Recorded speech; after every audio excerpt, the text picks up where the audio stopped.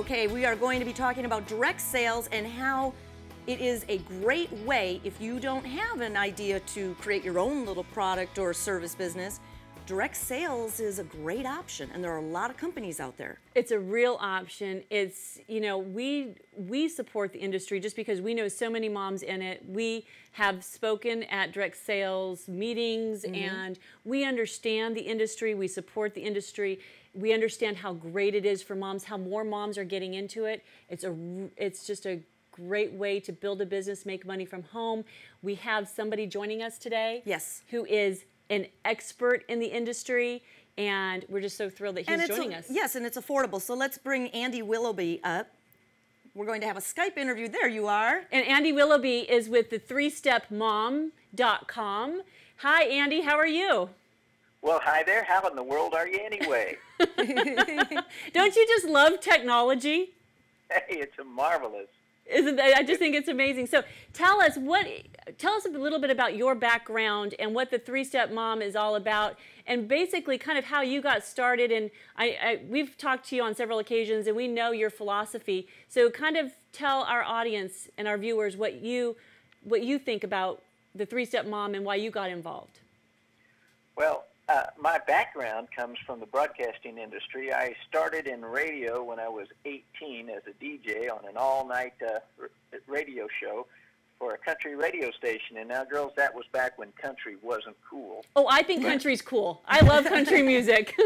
It is now, but it wasn't then. I was an 18-year-old teenager, only used to listening to rock and roll, but that was the only place I could get a job. So I went for it, and I remember getting in my car and driving from Kansas City down to Joplin, Missouri, and all by myself. Never been away from home for other than just an overnight or something like that. Rent an apartment.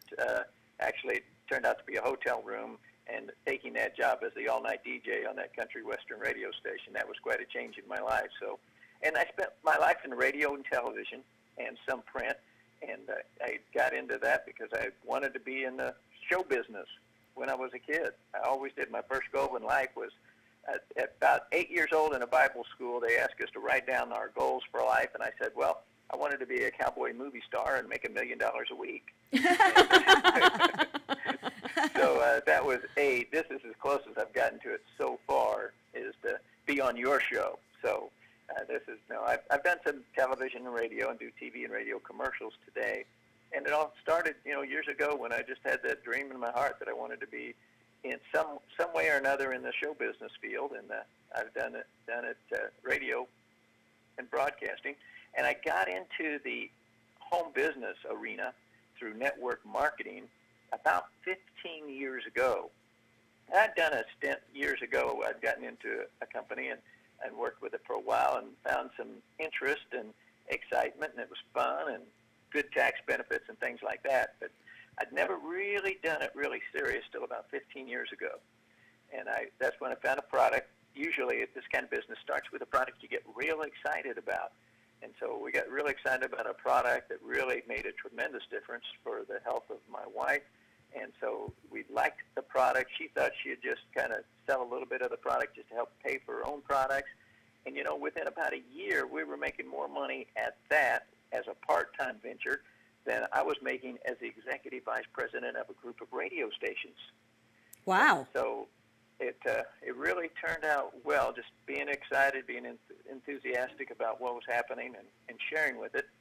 And the group of radio stations I was working with, it was at a time when there was a lot of transition in that industry, and the man who owned the stations actually lost his station. So in that industry, normally what happens when you lose a job like that is you have to sell your home, move to another city, start all over again. But because of the network marketing industry, I didn't have to sell our home. Matter of fact, we built an addition on, and we paid for it with cash.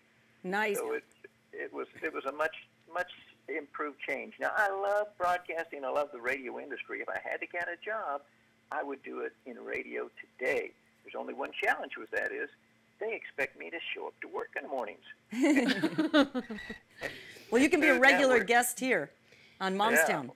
Well, and real quick, Andy, over the years, network marketing has kind of gotten a black eye. And we don't understand that because we're women and we're all about building relationships and we buy things because other moms or other women say so.